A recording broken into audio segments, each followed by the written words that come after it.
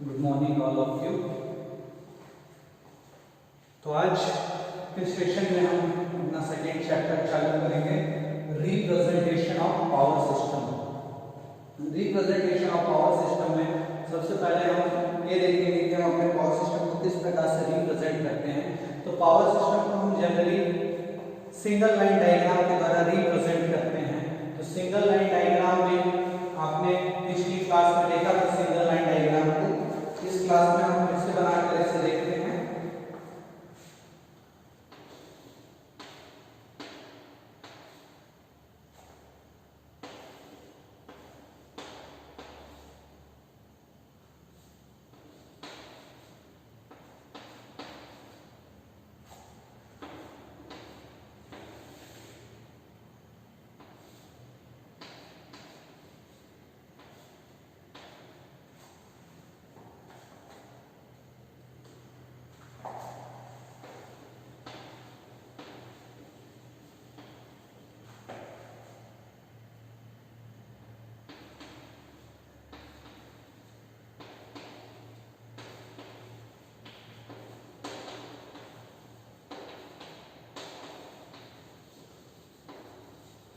ये generation portion है आपका।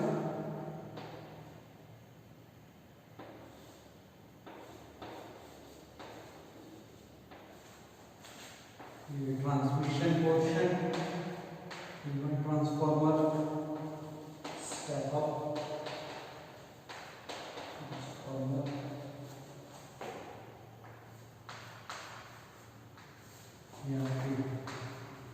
ट्रांसमिशन लाइन,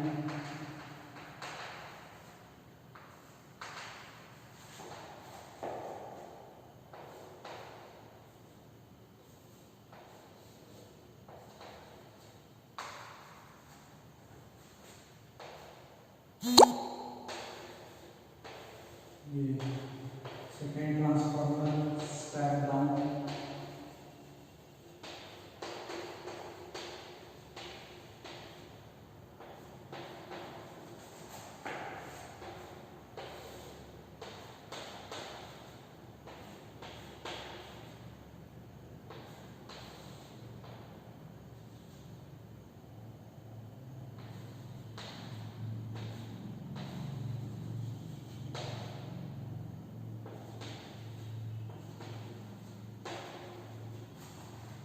तो ये एक आपका सिंगल लाइन डायग्राम है। सिंगल लाइन डायग्राम में आप देख रहे हैं कि दो जनरेटर इस तरफ और एक जनरेटर इस तरफ लगा हुआ है। ये तीनों जनरेटर आपस में इंटर कनेक्शन में है। जो हमने लास्ट टॉपिक पढ़ा था कि दो या दो से अधिक जो पावर सिस्टम होते हैं, पावर जनरेशन सेंटर जो होते हैं, वो आपस में एक दूसरे से इंटर कनेक्टेड होते हैं। तो यहाँ पर ये तीन जनरेशन प्लांट हैं जो आपस में इंटर कनेक्टेड हैं। और यहाँ पर ये दो लोड हैं, दो तरफ के लोड हैं, एक लोड यहाँ पर और एक लोड यहाँ पर। यहाँ पर आपको एक चीज और दिख रही है, सीबीसीबी, जो होता है सर्किट ब्रेकर।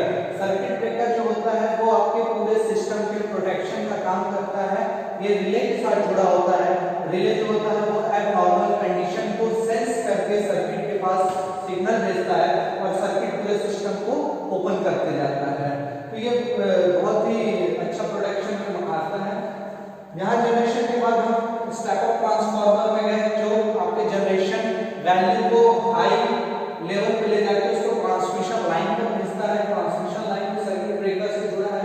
देन उसके बाद हम ट्रांसफार्मर P2 पे आते हैं, जो स्टेप डाउन ट्रांसफार्मर होता है और उस हाई लेवल वोल्टेज को वो जिस प्रकार डिस्ट्रीब्यूशन करना है उस लेवल पे वो उसको स्टेप डाउन करते हुए लोड पर भेजता है।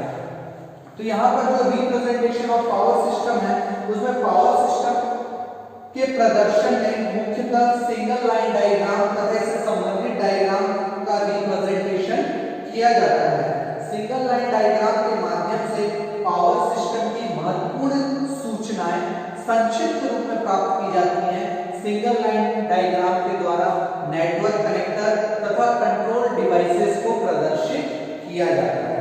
तो इसके भी कुछ एडवांटेजेस हैं, जैसे कि सिंगल लाइन डायग्राम के द्वारा हम पावर सिस्टम की महत्वपूर्ण सूचनाएं संक्षिप्त में प्राप्त कर सकते हैं।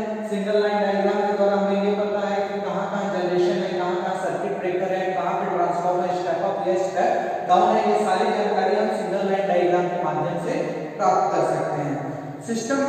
कनेक्टेड रिले के साथ लगे करंट एवं वोल्टेज ट्रांसफार्मर के विषय में भी हम जानकारी प्राप्त कर सकते हैं, जिनका उपयोग मापन के लिए किया जाता है। पावर सिस्टम में आपका वोल्टेज ट्रांसफार्मर और करंट ट्रांसफार्मर भी लगा हुआ है, जिनका उपयोग हम मेजरमेंट के लिए करते हैं। उसकी भी जानकारी हमको सिंगल लाइन डायग्राम के माध्यम से प्राप्त हो जाती है। सिंगल लाइन डायग्राम बनाना सरल होता है तथा इसमें कैलकुलेशन करना भी इजी होता है। कम स्थान में सभी प्रणाली, मशीनें, सर्किट ब्रेकर एवं नियंत्रण उपकरणों को दर्शाया जा सकता है। तो ये इसकी कुछ उपलब्धियां या इसके लाभ हैं, एडवांटेजेस हैं। तो ये हमारा रिप्रेजेंटेशन ऑफ पावर सिस्टम है, जिसको हम सिंगल लाइन डायग्राम के माध्यम से दर्शाते हैं। नेक्स्ट हमारा जो टॉपिक है वो है, सभी समझ है, ये हमारा एक सिंगल लाइन डायग्राम है जो हमारे पावर सिस्टम के रिप्रेजेंटेशन के लिए बहुत ही इंपॉर्टेंट होता है। इसके माध्यम से ही हम अपने पूरे पावर सिस्टम की क्या क्या एलिमेंट्स लगे हैं, कहां कहां पर लगे हैं, किस प्रकार से कैलकुलेशन करना है, ये सारी चीजें हम इस सिंगल लाइन डायग्राम के माध्यम से किसी को भी इजीली समझा सकते हैं। नेक्स्ट टॉपिक है हमारा पर यूनिट, प्रति इकाई, पर यूनिट सिस्टम या प्रति एकांक प्रणाली। ये बहुत ही इंपॉर्टेंट टॉपिक है। यहाँ पर जितने भी चीजें आपने देखे, ट्रांसफार्मर, जनरेटर, सर्किट ब्रेकर, इन सभी का जब हम कैलकुलेशन करते हैं तो सबके अलग अलग मात्रक यूनिट होने के कारण इनका जो कैलकुलेशन होता है वो बहुत ही लेंथी प्रोसेस में होता है। पर यूनिट सिस्टम के द्वारा हम इन सभी चीजों को प्रति एकांक इकाई में बदलते हैं, जिससे कि हमारा जो कैलकुलेशन है वो बहुत ही इजी हो जाता है। तो यहाँ पर पर यूनिट सिस्टम के भी बहुत सारे एडवांटेजेस हैं जो हम अभी देखेंगे। तो हमारा नेक्स्ट टॉपिक है पर यूनिट सिस्टम, प्रति एकांक, प्रति इकाई प्रणाली से हम हिंदी में प्रति इकाई प्रणाली भी कहते हैं। तो पावर सिस्टम में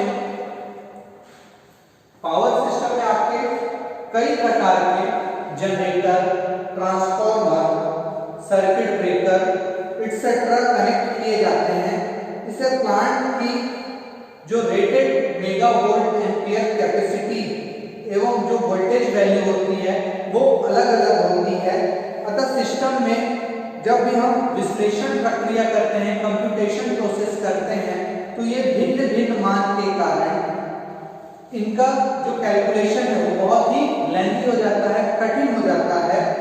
इसलिए एक ऐसी पद्धति की आवश्यकता हुई जिससे कि पावर सिस्टम को कंप्लीटली हम एक फॉर्म में, एक रूप में दर्शा सकें। ऐसी पद्धति को भी पर यूनिट, प्रति इकाई प्रणाली कहा जाता है। इसके अनुसार किसी भी राशि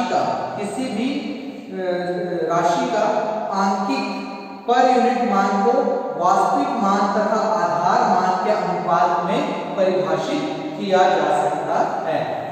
हमारे पावर सिस्टम में डिफरेंट एलिमेंट्स लगे रहते हैं और डिफरेंट एलिमेंट्स के अलग अलग वैल्यूज होती हैं, जिनका जब हम कंप्यूटेशन प्रोसेस में लेके जाते हैं, विश्लेषण करते हैं, तो उनके कारण हमारी जो प्रक्रिया है वो बहुत ही लेंथी हो जाती है। तो इस लेंथी प्रक्रिया को सिंप्लीफाई करने के लिए एक ऐसी पद्धति की आवश्यकता हुई कि हमारे जितने भी एलिमेंट हैं उन सभी को हम एक फॉर्म में, एक रूप में दर्शा सकें, ताकि हमारा जो कंप्यूटेशन प्रोसेस है वो इजी हो सके। तो ऐसी पद्धति को ही हम प्रति एकांक या प्रति इकाई प्रणाली कहते हैं। प्रति इकाई प्रणाली में किसी भी एलिमेंट, किसी भी राशि को उसके एक्चुअल वैल्यू, वास्तविक मान तथा उसके बेस वैल्यू के रेशियो, अनुपात से परिभाषित कर सकते हैं। यहाँ per unit value is equals to actual value upon base value. For example अगर हमारे पास एक एलिमेंट है, फॉर एग्जांपल ए एलिमेंट है, तो इसका पर यूनिट जो होगा ए पर यूनिट को हम PU के द्वारा भी शो करते हैं, शॉर्ट में पर यूनिट PU। ए पर यूनिट इज इक्वल्स टू होगा ए एक्चुअल अपॉन ए बेस। तो हम किसी भी राशि के एक्चुअल वैल्यू और बेस वैल्यू के अनुपात को के द्वारा पर यूनिट वैल्यू को परिभाषित कर सकते हैं। तो पर यूनिट वैल्यू के बहुत सारे एडवांटेजेस हैं, जैसे कि पर यूनिट में बहुत सारी महत्वपूर्ण जानकारी उपलब्ध करवाता है। पर यूनिट वैल्यू में बहुत सारी महत्वपूर्ण जानकारियां उपलब्ध कराता है। पर यूनिट क्वांटिटीज के उपयोग से पावर सिस्टम की गणना क्षमता बहुत ही कम हो जाती है। हम सारे एलिमेंट्स को जब पर यूनिट में बदल देते हैं तो जो कंप्यूटेशन प्रोसेस है वो बहुत ही इजी हो जाता है, हमारा टाइम भी इसमें बचता है। विभिन्न प्रकार के विद्युत उपकरणों के कैरेक्टरिस्टिक्स की तुलना प्रतिबाधा की पर यूनिट में उसकी रेटिंग के आधार पर व्यक्त किया जा सकता है। 3 फेज बैलेंस सिस्टम में फेज तथा लाइन के बीच के मान के प्रति जो कंफ्यूजन को ये खत्म करता है। 3 फेज सिस्टम में फेज वैल्यू लाइन वैल्यू में बहुत सारे कंफ्यूजन होते हैं, लेकिन उस वैल्यू को हम जब पर यूनिट सिस्टम में बदल देते हैं तो फेज और लाइन के वैल्यू में जो कंफ्यूजन क्रिएट होता है वो हट जाता है। तो यहाँ पर यूनिट के बहुत सारे एडवांटेजेस हैं। मैं आपको नोट्स भी दूंगा, नोट्स में बहुत ज्यादा डिटेल में है, उसे आप पढ़िए और समझिए, बाकी होप सो आपको पर यूनिट के बारे में समझ में आ गया होगा। तो यहाँ पर यूनिट के जो फॉर्मूले हैं वो मैं आपको बता देता हूँ। पर यूनिट के फॉर्मूले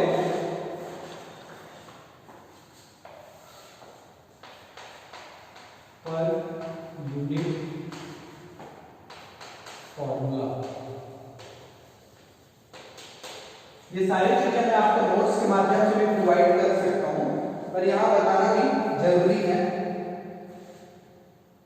यदि आप करंट निकाल रहे हैं, करंट, तो I पर यूनिट इज इक्वल्स टू होगा I actual upon I base.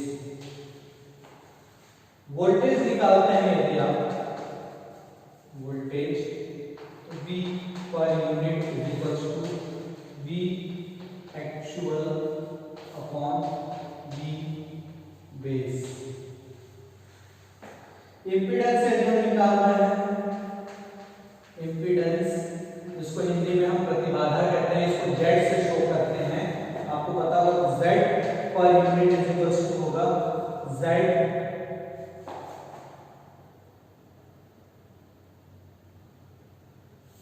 यहाँ पे I एक्चुअल मतलब I ampere, I base, V volt, actual value इसमें वोल्ट है इसलिए यहाँ पे Z ohm upon Z base.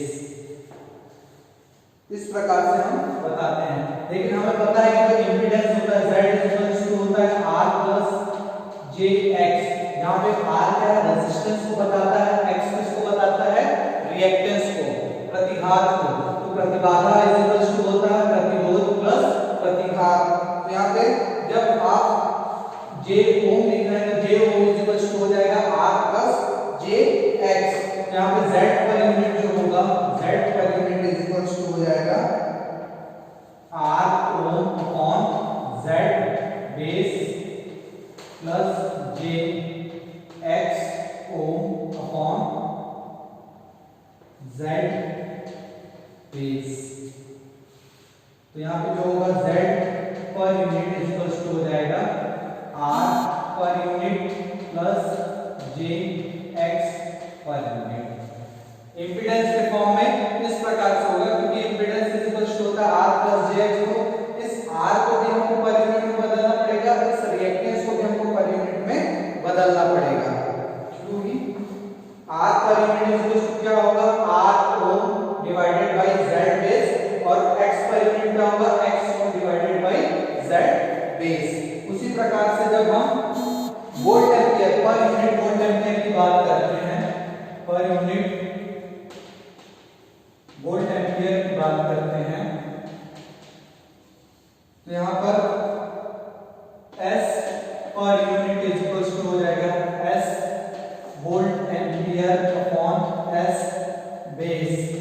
यहाँ पे S इज इक्वल टू होता है P प्लस जे क्यू। तो यहाँ पे सबसे पहले हमें S पर यूनिट इज इक्वल टू होगा P watt divided by S base, क्योंकि P का जो यूनिट होता है वो वॉट होता है और Q जो होता है रिएक्टिव एक्टिव पावर और रिएक्टिव पावर, J का जो होता है वो वोल्ट एम्पियर रिएक्टेंस होता है। तो यहाँ पर Q volt ampere reactance upon S base. तो ये अब पर यूनिट में बदल जाएगा, S पर unit is equals to P पर यूनिट प्लस J Q पर यूनिट।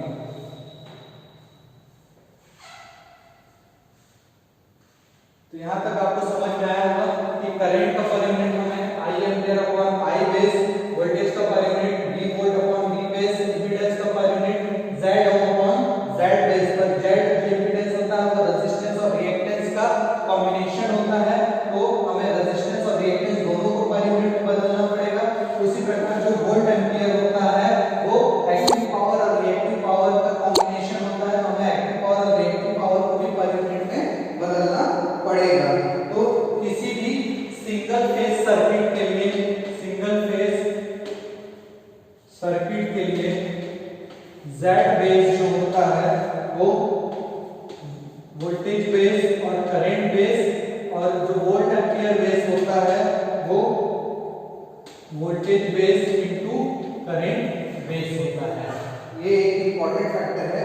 तो किसी भी पावर सिस्टम के कैलकुलेशन में मुख्यतः, किसी भी पावर सिस्टम के कैलकुलेशन में मुख्यतः वोल्ट एम्पियर तथा वोल्टेज की जानकारी रहती है। इसलिए SB और VB को बेस वैल्यू के रूप में चयन करना चाहिए। किसी भी पावर सिस्टम में वोल्ट एम्पियर और वोल्टेज की हमें जानकारी रहती है, इसलिए जब भी पर यूनिट में बदलना हो तो वोल्ट एम्पियर के बेस वैल्यू और वोल्टेज के बेस वैल्यू को ही चयन करना चाहिए, तथा IB और SB को भी बेस करंट और बेस इंपीडेंस को भी बेस वोल्ट एम्पियर और बेस वोल्टेज के रूप में ही दर्शाना चाहिए। इस प्रकार से तो IB इज इक्वल टू हो जाएगा आपका SB अपॉन BB और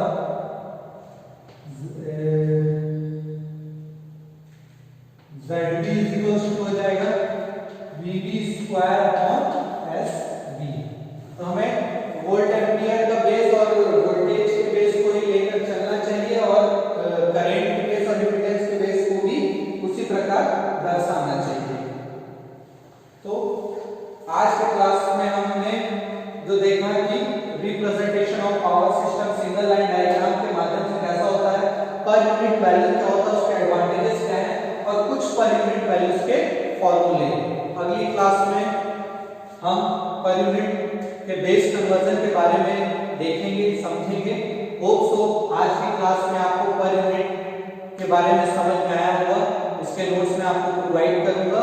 किसी भी प्रकार के यदि कोई डाउट है तो आप पर्सनली मुझे मैसेज कर सकते हैं या स्नैपशॉट खींच सकते हैं अपने प्रॉब्लम के, मैं आपके डाउट्स को क्लियर करूंगा। Thank you.